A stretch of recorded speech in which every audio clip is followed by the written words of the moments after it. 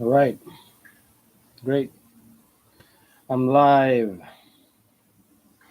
and it looks like nobody's here, which is just fine.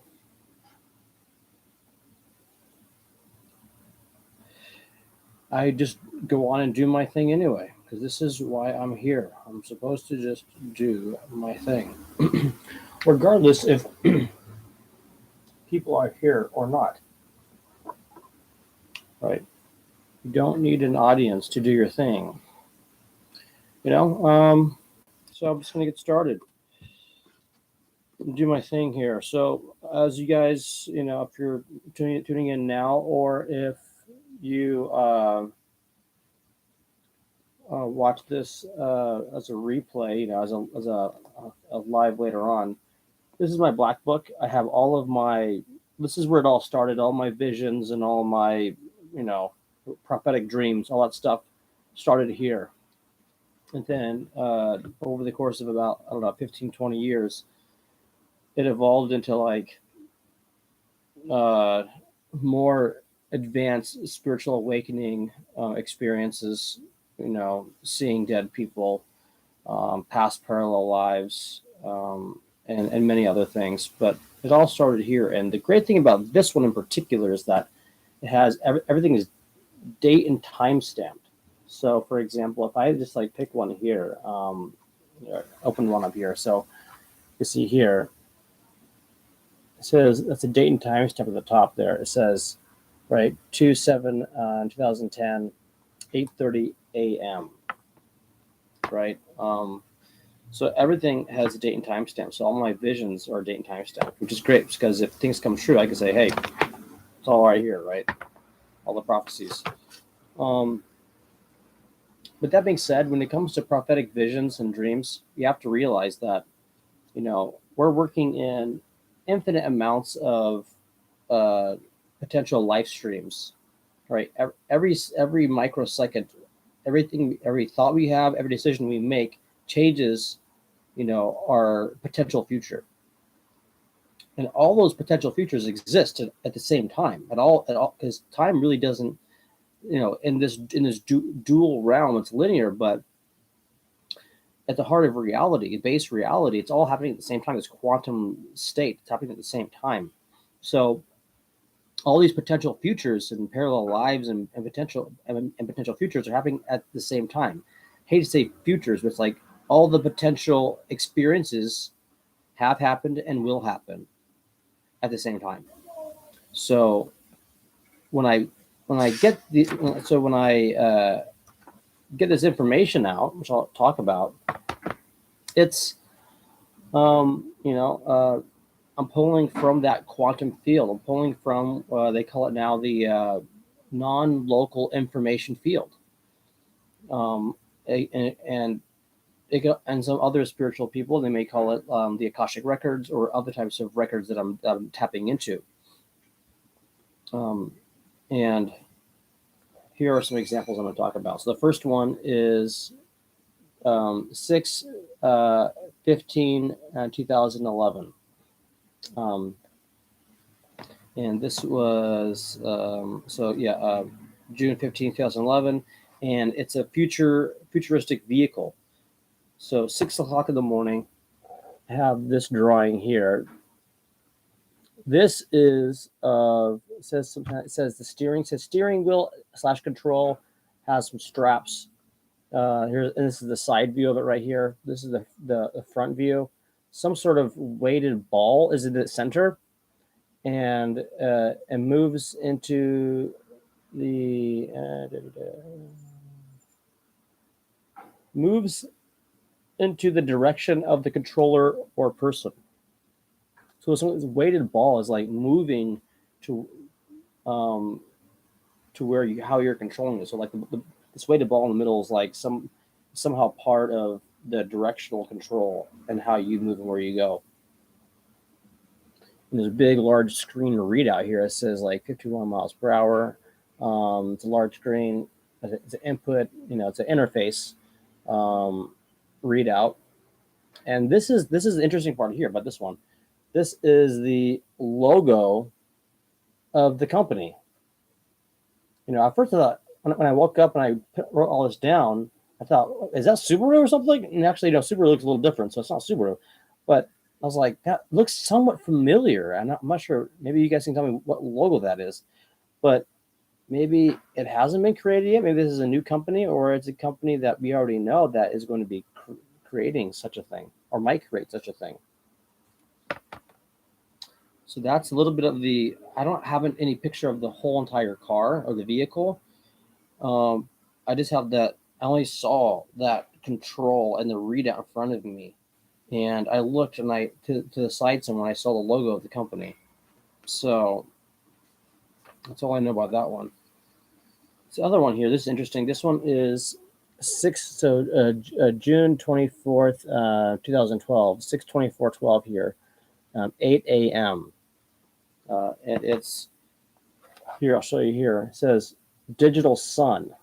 And so this one's about basically, it says that in the future we can live. I'm reading it here, by the way. It says in the future we can live anywhere. We can make a digital atmosphere.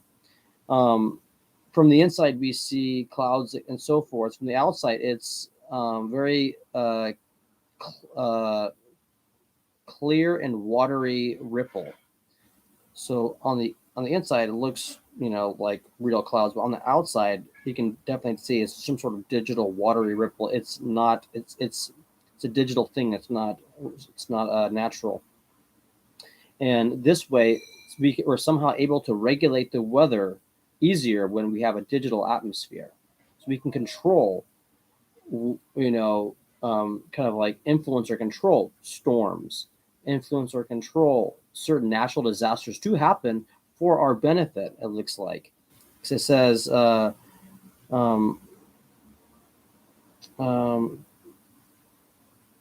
is it at here? That we were able to the digital sun is small and doesn't have to weigh anything. It's relatively hollow. This is the digital sun. It provides the ambience. We can get our energy from a wireless source all over the universe and all over the Earth. And we harness the power of quasars and our atmosphere and our basically natural disasters. We funnel all that energy in digitally, and that's how we're able to do it. It's like we have a digital atmosphere, digital sun, and we sort of like make everything sort of digital so that we can harness the power of our world and outside our world in our galaxy and universe and our solar system, etc. And that's something that I don't have a date on when that's going to happen, but this is a potential future that I saw. Sort of a digital control over natural things for energy purposes, to extract energy. And then in 3/23/2013, around 12 a.m., is the scene plays out. This battle plays out. After I die, I then am reincarnated,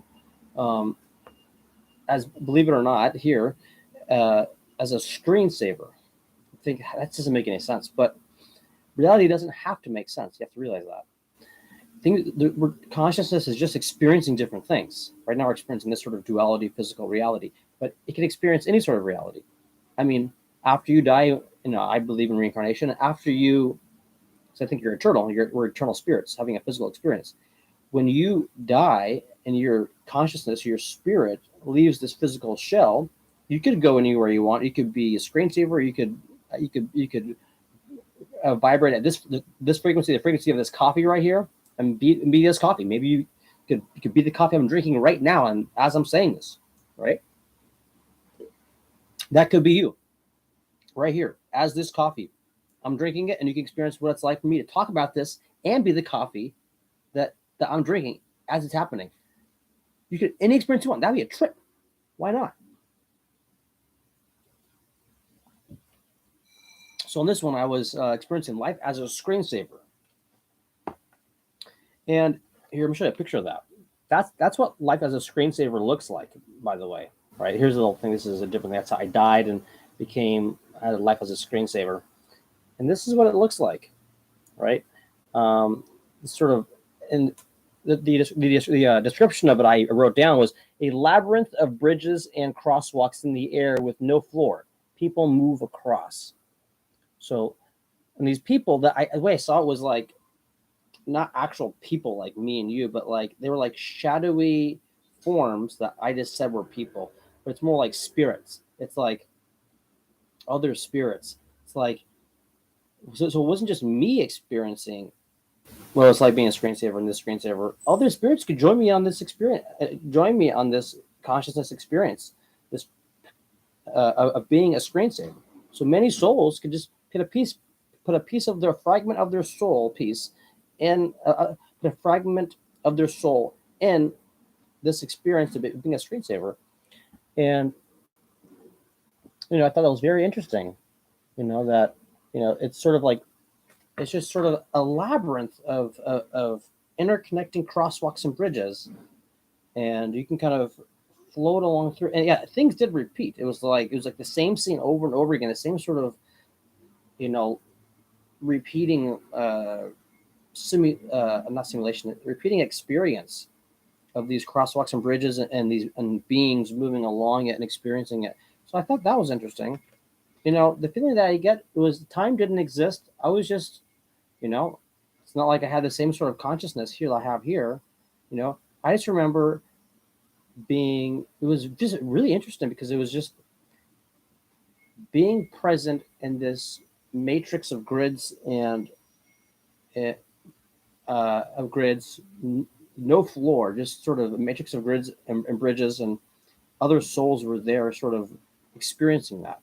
And the grids and bridges were changing, right? Because like on the outside, if you were looking at it, you'd see just a screensaver, some things happening, but being it inside, it was beautiful. It was almost like a mathematical, almost like you're experiencing a mathematical journey of how things are moving in and out, and then it repeats.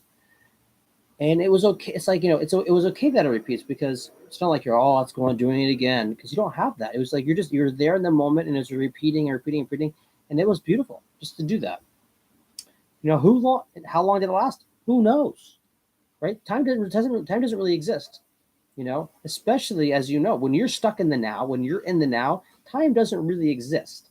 It's hard to stay in the now in this physical reality, in this dualistic reality or realm, this physical realm. It's hard to stay in the now, right? But once you're really in the now, you're in the zone. At that moment, you probably have a lot of gamma frequency, probably getting spikes of gamma waves, and that's when you're really in the now. Things are moving really fast, right? The waves moving really fast, so you're really in the now. And when you're in that gamma frequency point, that really in the now, time doesn't really exist. That's when you're moving towards. When you go into a high vibration, that's when you're moving towards spirit. This physical realm is a very low vibration. So when you're moving towards the spirit, you're going to high vibration. So when you're going towards gamma, you're going towards more of the now, and that's when time ceases to exist. As you approach the super high vibrations, time doesn't exist. You're just present. Things are just happening, right? And you're not judging, you're not thinking, because thinking, when I say thinking, I'm talking about ego. The ego's gone. The ego is what judges, what says, oh, I don't know, what's taking too long, or that's all ego stuff. Thinking about time in a certain way, linearly, in this dualistic realm. But when you remove the ego and you're just now, time doesn't exist. You're just experiencing stuff, right? So same thing as when you're a kid until you're 7 years old, from birth till 7, you're in sort of a theta, right? Theta brainwave state. It's sort of a dreamlike state. You're not in beta consciousness as you are after kickstarting after 7, around 8 years old and above. You have this beta consciousness, and you have this sort of the ego identity starts to emerge, and you're pulled out of the theta and move towards beta, which is this sort of lower vibrational thing, right? And when you're in this lower vibrational thing, the ego is there. And once you have the ego, you start to kind of realize that what you're doing, become more self-aware, and when you're doing that, you're kind of pulling out of the now, and then you start to have more of these memories because you're kind of repeating things, that same thought over and over again, and it's sort of putting in your memory storage. Whereas if you're not without the ego, you're just experiencing things. There's not a whole lot of reason to remember. It's stored. You can go visit it. There's no reason to think about it every second. Like the ego wants to replay the past every second because it's unsure about something, or it's worried, or it's the future, wants to think about the future. It's worried about that, right? But as you move towards a high vibrational thing, when you're in the now, time doesn't exist. So when I ever talk about these past and parallel lives, you have to remember time. When I'm experiencing these things, if you're experiencing these sort of high vibrational experiences, time doesn't exist, and that's okay. That's normal, because that's what you experience at a high vibration. All right, enough talking about that. This other one here. This is interesting. Oh yeah, the future of fighting games. This was in 8/17 2014. If I can get a glimpse of that. Focus on that. 8/7/2014. Okay. So yeah, August 17th, 2014, 11:45 a.m. And what this talks about, here's a little crappy drawing. I'm not a good artist.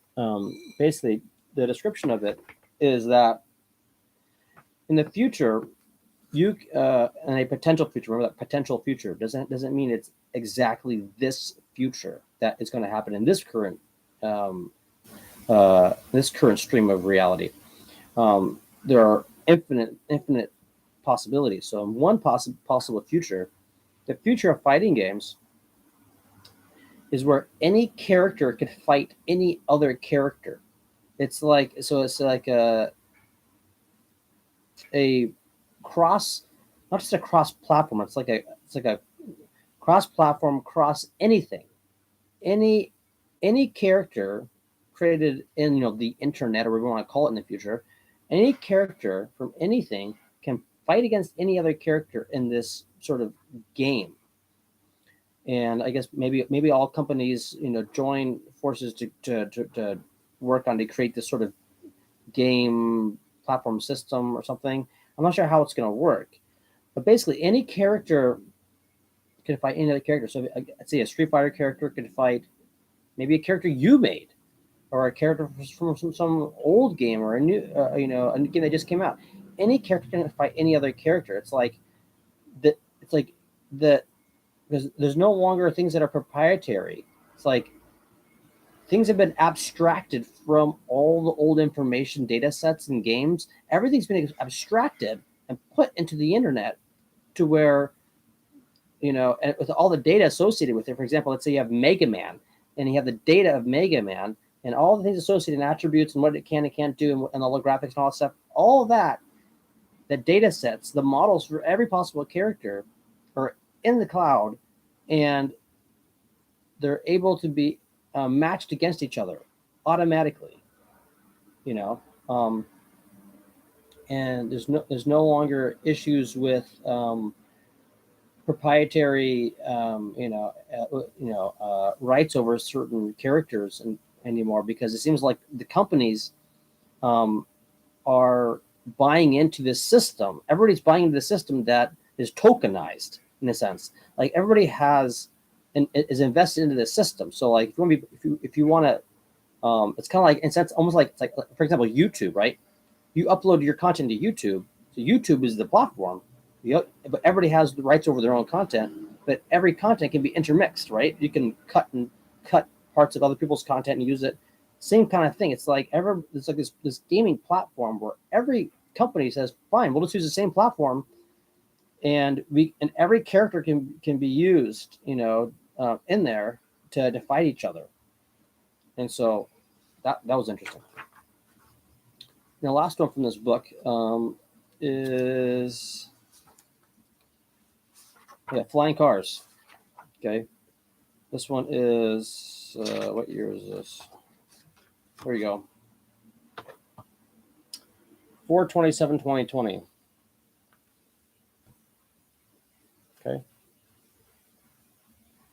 Okay. April 27th, 2020. So I had it 5:50 a.m. It says in the future, year 2030 to 2040, so that's the time frame, we will have flying or floating cars. They can operate on normal designated highways and streets. If there are no readers or places um, that don't allow above street driving, the cars automatically locate the nearest street level location to lower down. These cars were almost completely automatic, basically AI driving, right? They had very advanced AI and required almost no human intervention. They could also fly off road above cities in designated areas and designated areas only. The off road mode detected storms and weather during during heavy rain or storm. An automatic covering was deployed like a mold over the car. Oh, so yeah, that's right. Remember that now. Like basically, like there was something that would like be shot over the car, or like would come out of the car, like mold. Like the sheet would come over the car and mold the car to prevent any damage and to kind of like mitigate any of the storm. This mold recycled the rainwater for fuel. Oh, interesting. I forgot about that. Yeah, so like the mold would shoot out over it and capture all the rainwater in a more efficient way so that it could be used as fuel. This mold recycled the rainwater water for fuel. I was flying off road in Japan to pick up my son from treatment at a hospital. The hospital um, clinic was um, an American university hospital in Japan, or at least had some association. The name of the building, city slash hospital, was Kagaku. Kagaku. Here's a little sample drawing I had of that. Can't see that. It's hard to get a picture of it. There you go. There you go. It's focused a little bit.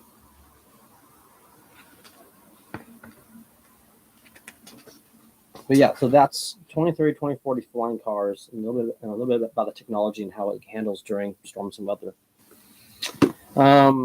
So yeah, that's the black book. Literally the black book. Now I want to do a reading.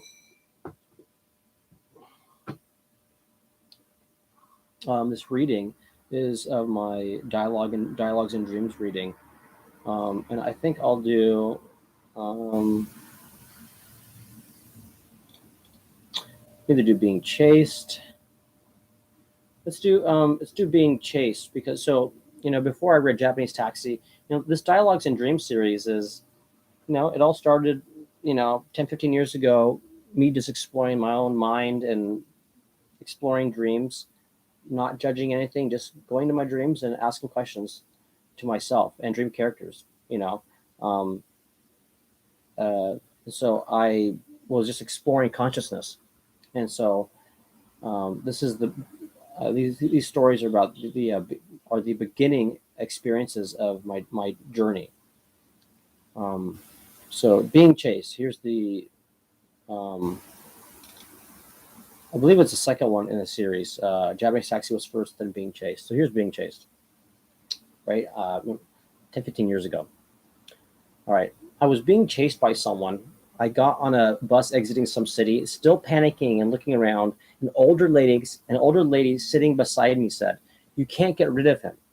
I sat down and asked what that meant, and she went on to explain that since they are dream characters, you can't delete them. She said that I was just removing him from my temporary memory bank in the story. That was the trigger, the way for me to enter the dialogue with myself. The interesting part is that I didn't start the conversation with the conscious main mind in first person view. My unconscious self in the older lady did. What she said had absolutely nothing to do with the story and everything to do with a serious talk about the reality of things inside dreams. What are dream characters? What purpose do they serve?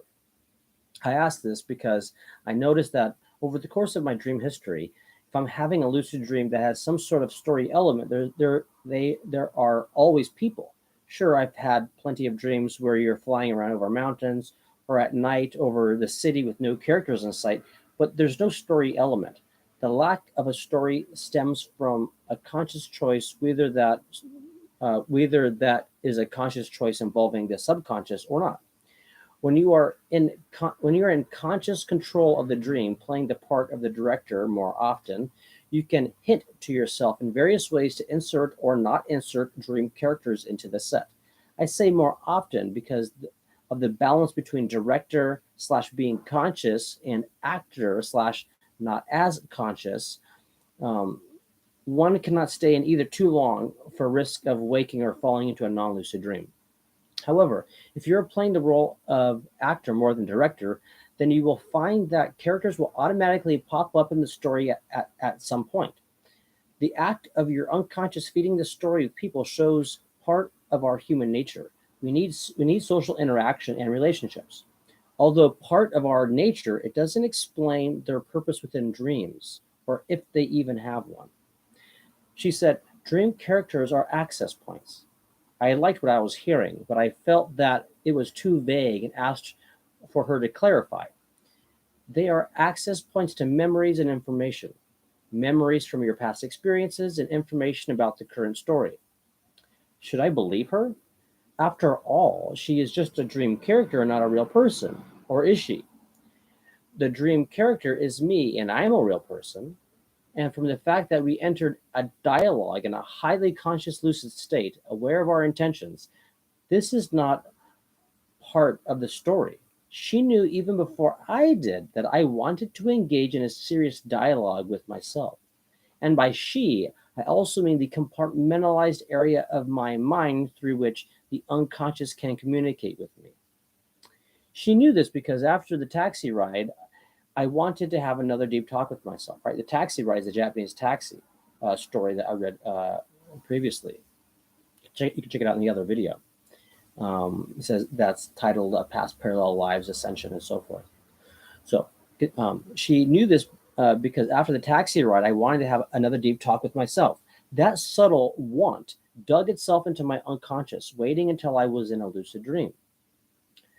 Testing the answer she gave about characters supplying me with information is fascinating, um, but would prove to be futile. Since I don't know where the story is going or how it ends, the character could give me any unconscious story information, and I would have to take it for granted that it's true story information, if such information even existed. In regards to the memories, I only have one real question. How do I know for certain that accessing memories can only be done with the help of dream characters?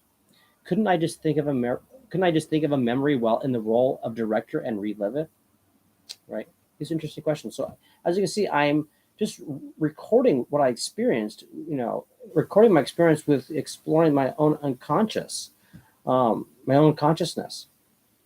Through these dreams and dream characters, um, and not judging what they are, not being just not saying what they have to be, what they're not, and just engaging with it, interacting with it in an honest way, and even giving right. I'm not saying that the dream characters are right or wrong. You see, I'm saying, well, maybe they could be right. You know, if so, what would it mean? If not, what does that mean? And being very honest with the interaction, right? And that's how you get truth, is having these honest interactions with reality, right? And being honest a lot of times means removing the ego. And so this was beginning stages of my experiences, and I was just being honest even with these dream characters and saying, and I wasn't saying, oh, you're just a dream character or whatever, it's just nonsense. No, I was saying, well, maybe they're right. What if they are right? What does that mean? So that was the story for today from that Dialogues and Dreams in the Spectrum of Consciousness series. I think I'll read another one next time. But yeah, I think that will end the live stream. Nobody tuned in, which is fine. But if you're watching this later, thank you. Thank you for listening. This is why I'm here, sharing the mysteries and depths of reality from my experience as the identity of Jacob. Hope you enjoyed this retelling of my experience.